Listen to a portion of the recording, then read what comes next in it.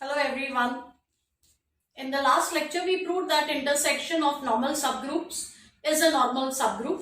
We also saw an example to prove that union of normal subgroups is not necessarily normal, and we did a problem towards the end. In today's lecture we are going to do a few more problems. So we begin with this. Let H and K be two normal subgroups of a group G. We have to prove that the complex HK is also a normal subgroup of G. We have defined this in an earlier lecture. So I'll write the definition again here.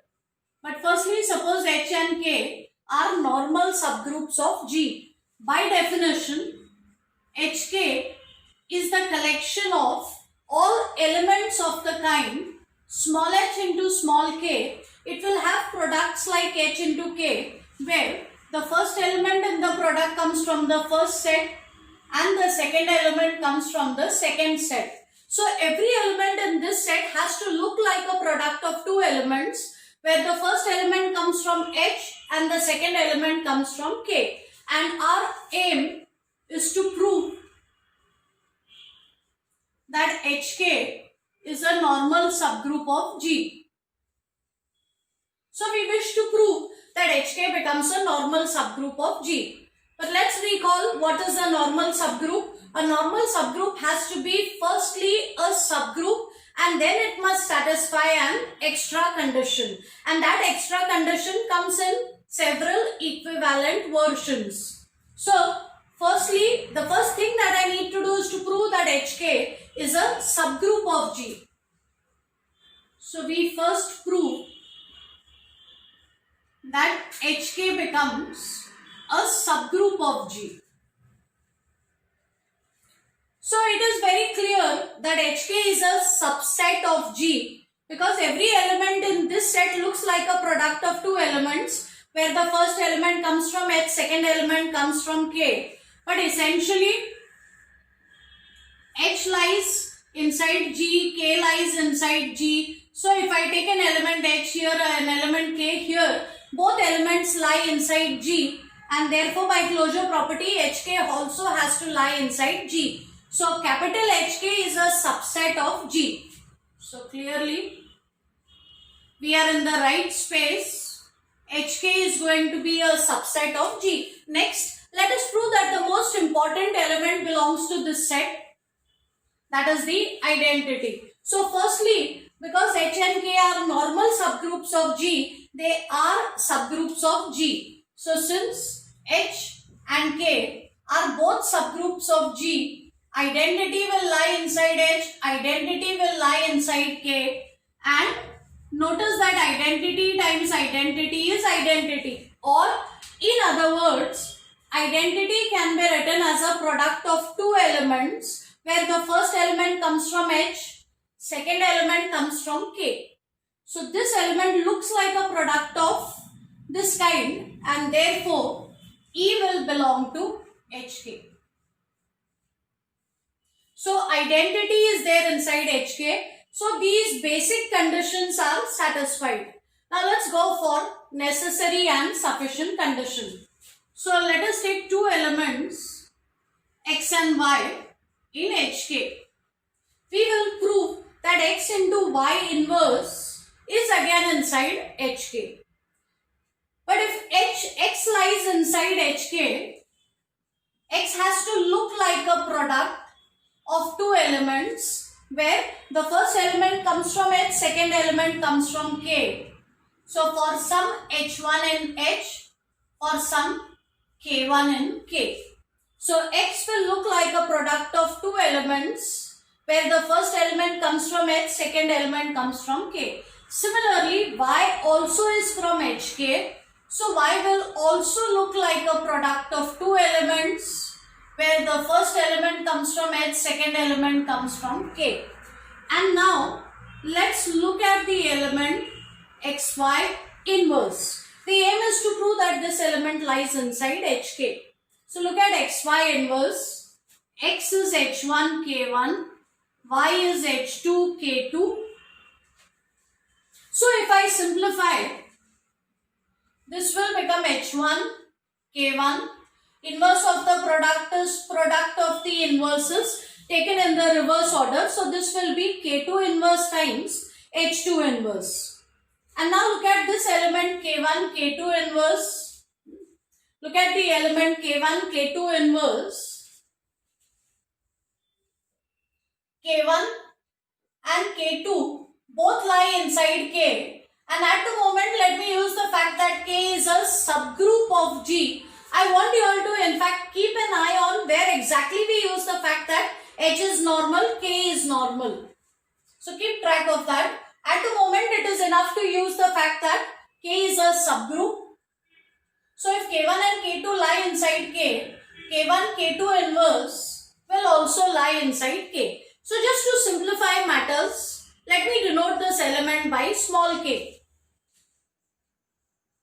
So let K be equal to K1, K2 inverse. Remember this element is inside K. So what does my XY inverse look like? Let me write that properly. So coming back to this XY inverse. XY inverse now looks like H1. This K1, K2 inverse I have called as K, which is an element of capital K. So this is what it looks like. Okay. And now remember, identity is a very friendly element. It can be introduced anywhere in the equation. So very smartly I introduce identity here. Because anyway identity is absorbed into any other element. Identity times any element will give you that element. Now in place of this identity, I am going to write H2 inverse H2. H2 inverse H2 is the identity. So in place of identity, I write H2 inverse H2. So I replace the identity by H2 inverse H2. And now notice that I can break up this as a product.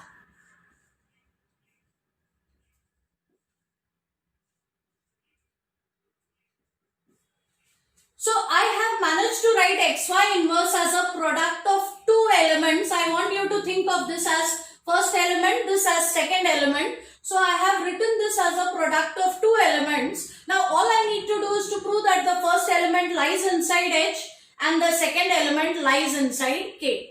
Now proving that the first element lies inside H is easy.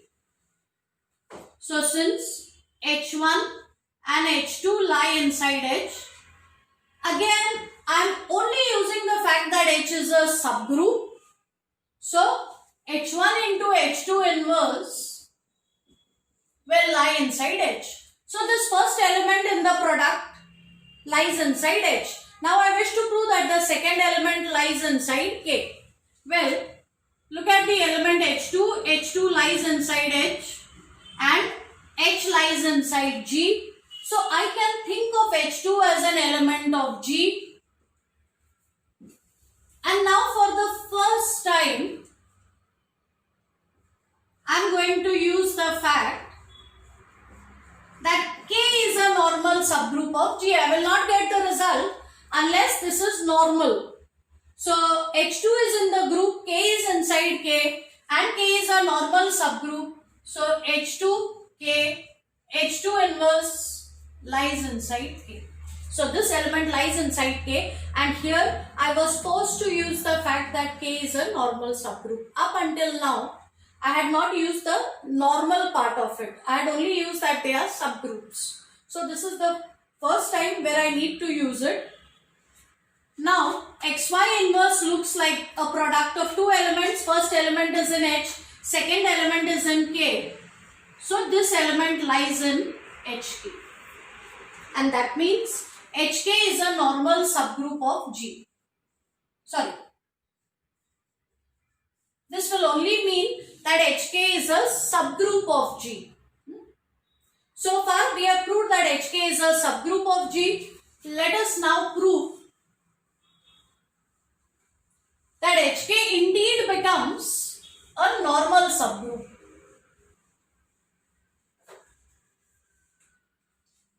So next we prove that HK is a normal subgroup of G. We have already established the fact that it's a subgroup. So let us now prove that extra part. Again, I am going to use the definition which is given in terms of elements. Take any element in the group and any element inside the subgroup. We will prove that G inverse again lies inside HK. So firstly, because A lies inside HK, A will have to look like a product of two elements, where the first element comes from H, second element comes from K. Now look at G inverse. So G inverse looks like G inverse. Again, very cleverly one has to use the identity. So this time I introduce the identity between H and K. And I will replace the identity by G inverse G. G inverse G is identity. So in place of identity, it is okay to write G inverse G. And what is the advantage now? I can write this as a product of two elements, G inverse into G inverse. So this element looks like a product of two elements. I need to prove that the first element lies inside H and the second element lies inside K. But that is easy now. We know that G lies inside G, H lies inside H, and I need to use the fact that H is a normal subgroup of G. So there is nothing superfluous in the data, everything has been used. So because this is a normal subgroup, the element G inverse will lie inside H. By a similar argument, you can fill in the details. You can prove that the second element will lie inside K. So we have written this element as a product of two elements, where the first element lies inside H, second element lies inside K, and therefore this element will lie inside HK, and hence HK becomes a normal subgroup of G. That's all for now. In the next lecture, we will look at another problem regarding normal subgroups. Thank you.